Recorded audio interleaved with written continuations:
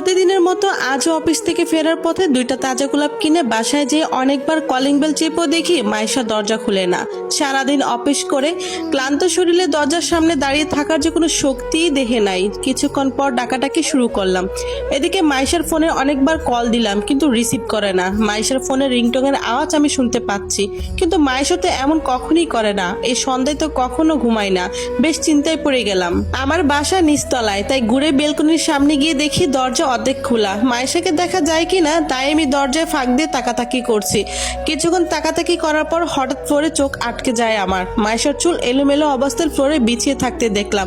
আমার বুকের ভিতরে হঠাৎ ধাক্কা দিয়ে উঠলো। আমি এবার উত্তেজিত হয়ে ঘরের ভিতরে দেখার জন্য বেলকনির গ্রিল বেয়ে কিছু দূর উঠে উকি দিলাম। তাকাতে দেখি মাইশা হাত পা ছুঁড়ে অর্ধনগ্ন অবস্থায় ফ্লোরে পড়ে আছে। ওর পায়জামা অর্ধেক খোলা। দেখা মাত্রই আমার দেহে পাথরের মতো শক্ত হয়ে গেল। আমি নিজেকে ধরে রাখতে পারলাম না, সোজা নিচে আছড়ে পড়লাম গ্রিল থেকে। তখন সন্ধ্যা 7:30-এর কাছাকাছি। আমার গলা শুকিয়ে কাঠ হয়ে গেল, হাত পা থরথর করে কাঁপছে। আমি কি দেখলাম এটা? নিজেকে বিশ্বাস করতে পারছি না। নিজেকে কোনো রকম দাঁড় করিয়ে বাসার দরজার সামনে গিয়ে পাশের বাসার কাদের ভাইকে ডাক দিলাম। আমি যেন কাঠের পুতুলের মতো দাঁড়িয়ে আছি। নিজের ভেতরে কোনো কিছু যেন অনুভূত হচ্ছে না। 5 বছরের রিলেশন করে বিয়ে হয় আমাদের। বিয়ে হয়েছে 2 বছর। খুব ভালোবাসি আমি মাইশাকে। ওকে ছাড়া আমি এক মুহূর্ত নিজেকে কল্পনা করতে পারি না। আমার ডাকাডাকি শুনে কাদের ভাই তাড়াতাড়ি দরজা খুললেন। আমি ওনাকে যে বিষয়টা বলবো কিন্তু গলা দিয়ে কোনো শব্দ বের হচ্ছিল না, শুধু একটা কথাই বের হচ্ছিল, ভাই এখন দরজা ভাঙতে হবে। কাদের ভাই দু ভ্রুর মাঝে চিন্তার রেখা ফুটিয়ে তুলে আতঙ্কের স্বরে বললেন, কেন স্বপ্নীল ভাই, কি হয়েছে? আমি কান্নামাখা কণ্ঠে, আমার মাইশা ভাই, আমার মাইশা ফ্লোরে পড়ে আছে। কাদের ভাই চোখ বড় বড় করে আমার দিকে তাকিয়ে বললেন, কি বলেন ভাই, কি হয়েছে ভাবির? এই বলে কাদের ভাই ওনার শক্ত গতিতে দেহের সমস্ত শক্তি দিয়ে দরজায় লাথি মারলেন। আমি ওনার সাথে তাল মিলিয়ে কয়েক লাথি দিতেই দরজা ছিটকিনি ছড়িয়ে দরজাটা খুলে গেল। দরজা খুলতে যে দেরি, আমি মুহূর্তেই বেডরুমে ঢুকেই থমকে দাঁড়ালাম। অনুভূতিহীন একটা জড় পদার্থের মতো দাঁড়িয়ে আছে আমি। সাথে সাথে কাদের ভাইও ঢুকলো। ফ্লোরে মাইশাকে দেখেই কাদের ভাই চোখ বন্ধ করে অন্যদিকে ফিরলেন। বেডরুমের ফ্লোরে মাইশার অর্ধনগ্ন অবস্থায় পড়ে আছে। দেখে বোঝা যাচ্ছে কেউ রেপ করে গলা টিপে মেরে ফেলেছে। আমার মাইশা আর এই পৃথিবীতে নাই। আমার মাইশা, আমার কলিজা, আমার সব কেড়ে নিল। পোলাপ বকার মতো কথাগুলো আমার মুখ দিয়ে বের হচ্ছিল। হঠাৎ হঠাৎ হাসি পাচ্ছিল, হেসে উঠছিলাম শব্দ করে। হাসতে হাসতে বুকের ডুকরে কেঁদে উঠে ঝাঁপিয়ে পড়লাম মাইশার ওপর। কাদের ভাই পেছন থেকে বললেন, শান্ত হন স্বপ্ননীল ভাই, এখন হাত দিন না ভাবির গায়ে, পরে সমস্যা হতে পারে। আমি কোনো কথা শুনলাম না। মাইশার মাথাটা আমার বুকে শক্ত করে জড়িয়ে ধরলাম। হাহাকার দিয়ে কেঁদে উঠলাম। আমার জন্য দম ফুরিয়ে আসতেছে। ধীরে ধীরে চোখের ঝাপসা দেখতে লাগলাম। আমার জ্ঞান ফিরলে তাকিয়ে দেখি বেশ সাজানো একটা ঘরে আমি অস্পষ্ট কান্নার আওয়াজ শুনতে পাচ্ছি। দেখলাম আমি শুয়ে আছি কাদের ভাইয়ের বেডরুমে। আমি সেখান থেকে কাদের ভাইয়ের বাসার মেইন দরজা খুলতেই দেখি বহু মানুষ। আমি লোকজন ঠেলে ভেতরে যেয়ে দেখি আমার শাশুড়ি মা শব্দ করে কান্না করছেন। পরক্ষণে একটা ঘুষি এসে লাগলো আমার ডান কাঁধে। আমি সাথে সাথে ঘুরে পড়লাম নিচে। তাকিয়ে দেখি আমার শালক মানে মাইশার ছোট ভাই তারেক আমার জামার কালার ধরে টেনে তুলছে আর বলছে, আমার আপুরে তুই মেরেছিস, কেন মেরেছিস বল? চিৎকার দিয়ে উঠলো তারেক। আমি শুধু অনুভূতিহীন দৃষ্টিতে তাকিয়ে আছি ওর দিকে। 2টা পুলিশ কনস্টেবল ছুটে এসে তারেককে আটকালো। তারেক ক্ষিপ্ত ভাগের মতো আমার দিকে রুখে আসতেছে। 2 কনস্টেবল যেন ওকে ধরে রাখতে পারছে না। একজন এগিয়ে এসে আমাকে টেনে তুললো। তাকিয়ে দেখি নাইমা, না জান্নাতুল নাইমা হচ্ছে মাইশার ছোট বোন। ওরা 3 ভাই বোন। মাইশা সবার বড়, তারপর তারেক আর সবার ছোট নাইমা। এবার নাইমা ইন্টার 2nd ইয়ারে পড়ে। নাইমা আমাকে উঠাতে এসে বলছে, আপনার লেগেছে অনেক ধুলাবাই, ভাইয়া দিন দিন অমানুষ হয়ে যাচ্ছে। আপনি জানেনই তো ভাইয়া কত বদরাকি, কোনো কিছু শুনবে না বুঝবে না, সিনিয়র মানুষের গায়ে হাত তুলবে। আমি ওর কথা শেষ করতে না দিয়ে বললাম, না না না ঠিক আছে, আমি কিছু মনে করিনি। এই বলে আমি আমার বেডরুমে গেলাম। গিয়ে দেখি পুলিশ স্ট্রেচারে মাইশাকে উঠাচ্ছে, হয়তো লাশ পোস্টমর্টম করবে। এসআই আমাকে দেখে বলল, আপনি এই রুমে কি করেন? বলছি না কাউকে এখানে না আসতে। আমি ক্ষীণ গলায় উত্তর দিলাম, আমি ওর স্বামী। অফিসার চোখ বড় বড় করে আমার দিকে তাকিয়ে বলল, আপনি ওনার স্বামী? এতক্ষণ কোথায় ছিলেন? আমার ওয়াইফের এই অবস্থা দেখে সেন্সলেস হয়ে যায়। আপনাকেই তো দরকার, আসছেন ভালো হয়েছে, কিছু প্রশ্নের জবাব দিন। বলুন। কাদের নামের এক ভদ্রলোক বললেন, আপনি ওনাকে দরজা ভাঙার জন্য বলেছিলেন। হ্যাঁ, তা দরজা ভাঙলেন কেন? ভেতরে আটকানো ছিল তাই। অফিসার কিছুক্ষণ চিন্তার ভঙ্গিতে চুপ থেকে আবার প্রশ্ন করলেন, আপনার ওয়াইফের লাশের অবস্থা দেখে তো মনে হচ্ছে রেপ করে শ্বাসরোধ করে মারা হয়েছে। গলার 2 পাশে স্পষ্ট হাতের দাগ। দরজা যদি ভেতর দিয়ে লাগানো থাকে তবে তাকে রেপ করলো কে? আর মারলই বা কে? এই বাসা থেকে তো বের হবার অন্য কোনো পথ নাই, তাহলে আমি সেটা কিভাবে বলবো? আমি অফিস থেকে এসে দেখি দরজা লাগানো, তারপর বেলকনির পাশ দিয়ে দেখতে পাই মাইশা, আমার ওয়াইফের চুল এলোমেলো হয়ে ফ্লোরে পড়ে। তারপর আমি ছুটে গিয়ে কাদের বাইকে ডাকি, উনি আর দরজা আমি ভাঙ্গি। কাদের ভাই তাই বলেন। এই বলে অফিসার গুটি গুটি পায়ে হেঁটে এক পাশ গ্রিল হাত দিয়ে একটু আঘাত দিয়ে দেখলেন, এরপর এসে আমাকে বললেন আপনাকে আবার ডাকা হতে পারে কিছু ইনফরমেশনের জন্য। এই বলে স্ট্রেচারে করে আমার মায়েশাকে ওরা নিয়ে গাড়িতে তুললো। মায়েশাকে নিয়ে যাওয়ার সময় প্রায় ঝাঁপিয়ে পড়লেন স্ট্রেচারের উপর আমার শাশুড়ি মা। নাইমোনাকে টেনে নিয়ে ওর বুকে নিয়ে নিল। আমার বুকের ভিতর হাহাকার বাড়তে লাগলো, চোখের সীমানা আর ধরে রাখতে পারলাম না জলগুলো। কিন্তু একটা চিন্তা আমাকে আটকে দিল, দরজা তো সত্যি ভিতর থেকে আটকানো, তাহলে এসব করলো কে? কাদের ভাইকে ডাক দিলাম, উনি বললেন সমস্ত ঘর তখনই খুঁজেছিলাম কেউ লুকিয়ে আছে কিনা, বাট কেউ ছিল না। আর আপনি তো এদিকে সেন্সলেস। আমার মাথা ঘুরে আসছে, কিভাবে সম্ভব? কেউ তো এটা করেছে। সে কি জিন যে হাওয়া হয়ে যাবে? বাসার সব প্লেস তন্নমন্ন করে খোঁজা হয়েছে, কিন্তু কোথাও কারো নিশানা পাওয়া গেল না। মাইশার দাফন হয়ে গিয়েছে, কিন্তু এখনো সেই উত্তর মিলল না, কে কিভাবে ঘরে ঢুকলো আর কেনই বা মেরে রেখে গেল? অপরাধী যেভাবেই হোক খুঁজে বের করতে হবে। আমার পৃথিবী কেড়ে নিল যে তাকে আমি তো ছেড়ে কথা বলবো না। একদিকে মাইশার হারানো যন্ত্রণা আর অন্যদিকে রহস্যের জালে ঘিরে আমি কোনো আগা মাথা খুঁজে পাচ্ছি না, কিভাবে কোথা থেকে শুরু করব। রাত 3:45। চেয়ার নিয়ে বেলকনিতে বসে আছি, চোখে কোনো ঘুম নাই। মাইশা যাওয়ার পর এই 3 দিন কোনো ঘুমাতে পারি না। মাঝরাতে শুনতে পাই যেন মাইশা কাদা কাদা গলায় বলছে ওকে ছেড়ো না স্বপ্ননীল। সাথে সাথে আমি এদিক ওদিকে তাকাতাকি করি। পরক্ষণেই বুঝি হ্যালোসিনেশন হবে হয়তো। আজ পূর্ণ পূর্ণিমার চাঁদটা যেন আমার মাইশার জন্য আরো উজ্জ্বল। আমি চেয়ার ছেড়ে উঠলাম। মাইশা থাকলে হয়তো বলতো এই যান এদিকে আসো, দেখো কত সুন্দর চাঁদ। আমি তখন ওই চাঁদের চেয়ে আরো উজ্জ্বল আমার মাইশার চাঁদ মুখখানা অবাক হয়ে দেখতাম। একটা দীর্ঘশ্বাস ফেলে বেলকনির গ্রিল আঁকড়ে ধরে দেহের একটু ভর দিয়ে চাঁদটা দেখতে যাব, ঠিক এমন সময় গ্রিলের জয়নিং এর এক পাশ একটু আলগা হয়ে গেল। আমি অবাক হয়ে গেলাম। আবার একটা ধাক্কা দিতে দেখি গ্রিলের এক পাশ বাইরে সরে গেল। আমার গলা শুকিয়ে হাত দুইটা কাঁপতে লাগলো। পুলিশ তো ধাক্কা দিয়ে দেখলো, তখন কিছু হলো না, এখন কেন এমন হলো? আমার গলা শুকিয়ে কাঠ হয়ে গেল, হাত দুইটা কাঁপছে। পুলিশ তো ধাক্কা দিয়ে দেখলো তখন, কিন্তু তখন অবধি বেলকনির গ্রিল তো ভালোই ছিল, এখন কিভাবে আলগা হয়ে এক পাশ খুলে যাচ্ছে?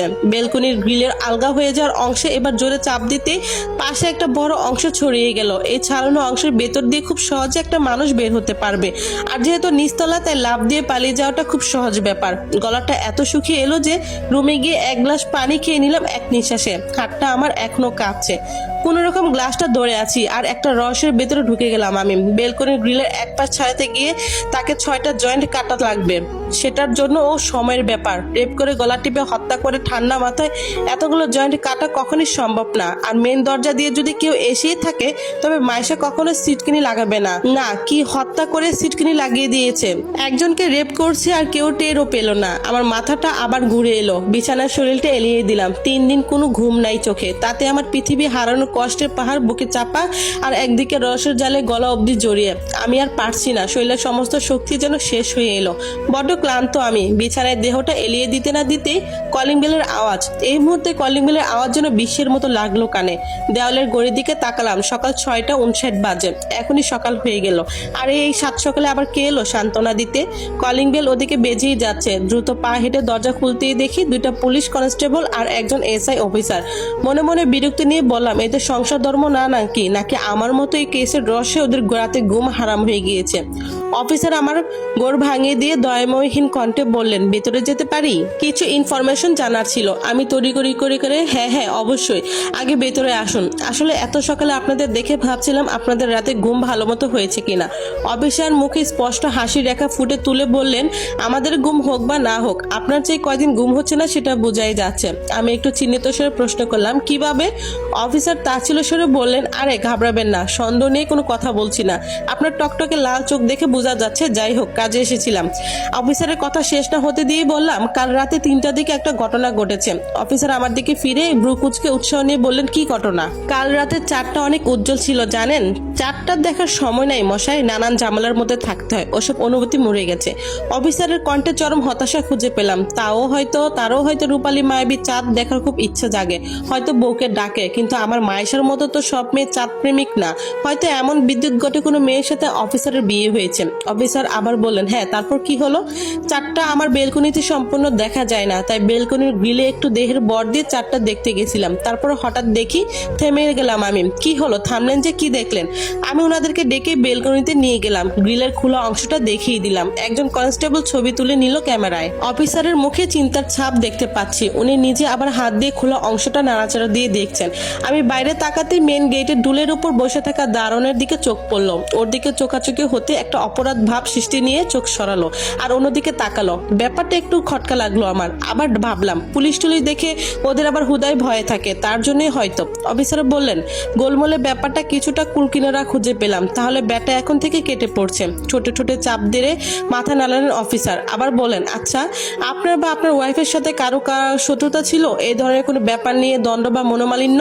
আমি একটু ভেবে নিলাম, আমার শত্রু? আমি বললাম, দেখুন অফিসার, তেমন কারোর সাথে আমাদের কোনো ঝামেলা নাই। আমি বদলি হয়ে এখানে এসেছি মাত্র 3 মাস, আর আমার ওয়াইফের সাথে এমন কিছু হলে আমি আগে জানতাম। আমার কাছেও কোনো কিছু লুকাতো না। অফিসার আমার কথা শুনে মুচকে হাসি দিয়ে বললেন, স্বপ্ননীল ভাই, এমন অনেক কিছুই থেকে যায় যা কাছের মানুষও টের পায় না। যাই হোক, সেদিকে না যায়।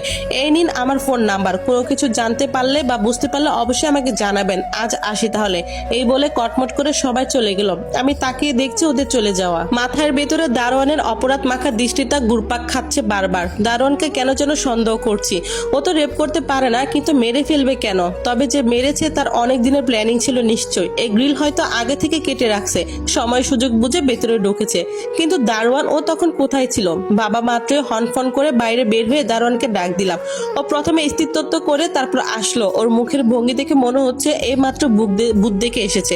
আমি রূপ ভঙ্গি নিয়ে কড়া গলায় বললাম, কি রে, এমন স্থিরবোধ করছিস কেন? না না মানে ভাইজান। ওর কথা না বলতে দিয়ে ওকে প্রশ্ন ছুড়ে দিলাম, তুই কাল দুপুরে কোথায় ছিলি? ভাইজান, দুপুরে তো এইখানেই বইয়ে আসছিলাম, একটু খাওয়ানোর জন্য গেছিলাম 15 থেকে 20 মিনিটের জন্য। আচ্ছা, আর বিকেলে ভাইজান বাড়িওয়ালা চাচা আমার একটু দোকানে পাঠাইছিল ভাইজান, আসতে একটু লেট হয়ে গেছিল ভাইজান। আচ্ছা বল, তোর বাবি যেদিন খুন হয়েছিল সেদিন এই বিল্ডিং এর অপরিচিত আর কেউ কেউ ঢুকেছিল? ভাইজান, দুপুরের দিকে একটা লোক ঢুকছিল। আমি ব্রু কুচকে ওর দিকে তাকালাম। লোক? তুই চিনিস তারে? কেমন দেখতে সে? কোন বাসায় ঢুকেছিল? একদমই সব প্রশ্ন করলাম। বুকের ভিতর যেন উত্তেজনা বেড়ে গেল। দারোয়ান এদিক ওদিক চোখ পাকিয়ে বলল, ভাইজান, শ্যামলা করে মোটামুটি লম্বা একটা লোক। আমি অপরিচিত জিগাইতে কয় যে মাইশার বাবির কাছে যাবে। আমি ভাবলাম আপনাদের কোনো আত্মীয় হবে, তাই কিছু কইনি ভাইজান। এতক্ষণে সবকিছু ঠিকঠাক ছিল, কিন্তু দারোয়ানের এই কথা শুনে সবকিছু উলটপালট হয়ে গেল। অপরিচিত লোক, সে ঠান্ডা মাথায় গ্রিল কাটবে কিভাবে? আর কাটলেও তো দারোয়ানের বা অন্য কাউকে দেখতে পাবে। আমি এক ধমক দিয়ে বললাম, এই আমার সাথে বানিয়ে বানিয়ে গল্প করছিস? এক থাপ্পড়ে তোর দাঁত ফেলে দেবো বেয়াদব। আমার এই রূপ দেখে দারোয়ান বেশ ভালোই বিমড়ি খেয়ে গেল। মাথা নিচু করে বলল, ভাইজান দমকেন কেন? হাঁচাই তো কইলাম। আমি আরো শক্ত হয়ে বললাম, পুলিশ এসে পাশে বাড়ি চালালে সব সত্যি বের হবে। যা এখন। ও কোনো রকম আমার চোখের সামনে থেকে পালালো। দারোয়ানের প্রতি সন্দেহটা আরো শক্তপোক্ত হলো। ওর ওই করছে, নাইলে কেউরে দিয়ে করাইছে, আর নাইলে কি ওরে মুখ বন্ধ করাইছে টাকা দিয়া। এরই মধ্যে ফোনে কল এলো। দেখি নাইমার নম্বর থেকে কল। মাইশা মারা যাওয়ার পর থেকে বারবার ফোন দিচ্ছে, নানান অজুহাতে ফোন দেয়। বলে যে আপুর জন্য খুব খারাপ লাগছে, আম্মুর কান্না তো থামছে না, আরো কত কি কথা। ফোন রিসিভ করলাম। ওপাশ থেকে নাইমার মিষ্টি কণ্ঠ। মেয়েটা দেখতে যেমন সুন্দর, কণ্ঠ আল্লাহ যেন নিজ হাতে নিখুঁত করে সৃষ্টি করেছেন মেয়েটাকে। দুলাভাই, হ্যাঁ বলো নাইমা। বাড়িতে আপুর মৃত্যুর জন্য দোয়া মাগফিরাতের আয়োজন করেছে, তাই আম্মু বলল আপনাকে আসতে। আজই চলে আসেন দুলাভাই। নাইমা, তুমি তো জানোই তোমার আপু খুন হয়েছে। পুলিশ আমাকে চোখে চোখে রাখছে। এই মুহূর্তে শহরের বাইরে যাওয়া ঠিক হবে না। না না না ভাইয়া, কোনো কথা শুনবো না, আপনাকে আসতে হবে। আপনি আজই আসেন, এটাই শেষ কথা, রাখি। এই বলে কেটে দিল, আমার কোনো কথা না শুনে।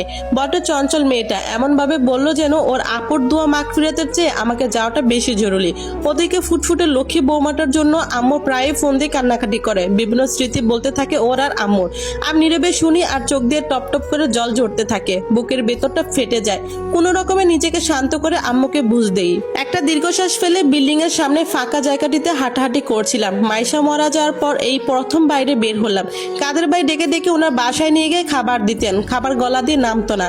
বাইরে হাঁটাহাঁটি করতে করতে হঠাৎ পায়ের নিচে কি জানি ঠেকলো। তাকিয়ে দেখি একটা কানের দুল। এই মুহূর্তে আমি আমার বাসার বরাবর দাঁড়িয়ে সন্দেহ নিয়ে দুলটা হাতে নিলাম। দুলটা সোজা করতে আমি একটা ধাক্কা খেলাম। এটা যে আমার মাইশার দুল, এখানে কেন পড়ে আছে? ও তো বেড়াতে যাওয়া ছাড়া এই দুল পরে না। আমি সাথে সাথে দ্রুত পায়ে বাসায় যেয়ে আলমারির দরজায় হাতল ধরতেই দরজা খুলে এলো। কি দরজা খোলা?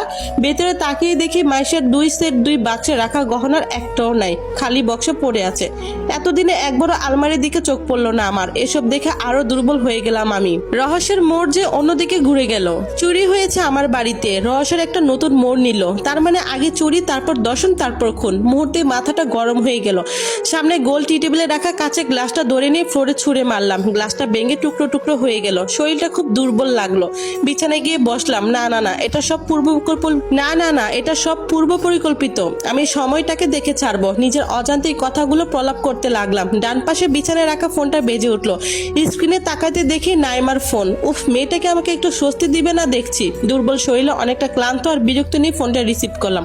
ওপাশ থেকে কান্নার আওয়াজ শুনতে পাচ্ছি। এটা ঠিক নাইমার ডঙ্কার না, আমি যাব না বলছি তাই, কিন্তু নাইমা দেখি কেঁদেই যাচ্ছে। আমি বেশ অবাক হলাম। হ্যালো নাইমা, কি হয়েছে? এভাবে কাঁদছো কেন? কি হয়েছে? দুলাভাই এটুকু বলে আবার কান্না জুড়ে দিল। আমার ভয় করতে লাগলো। আবার কিছু হলো না তো? বেশ চিন্তিত স্বরে বললাম, হ্যালো কি হয়েছে? কি এভাবে কান্না করছো কেন? কিছুক্ষণ পর একটু নীরব থেকে নাইমা বলল, দুলাভাই আপনি আসবেন না? আপনার সাথে একটা জরুরি কথা আছে, প্লিজ আসেন একবার, আমার মরা বোনের দোহাই লাগে। নাইমাকে এভাবে বলতে শুনে ঠিক বুঝতে পারলাম না ওর সাথে হয়তো কিছু নিয়ে সমস্যা হচ্ছে। কি হয়েছে? নাইমার উত্তেজনা আমি বিছানা ছেড়ে দাঁড়ালাম। কত দ্রুত বলতে গিয়ে জিহ্বায় আষ্ট লেগে গেল। অনেকটা তুল্লানোর ভঙ্গিতে বললাম, মামা মানে কি হয়েছে?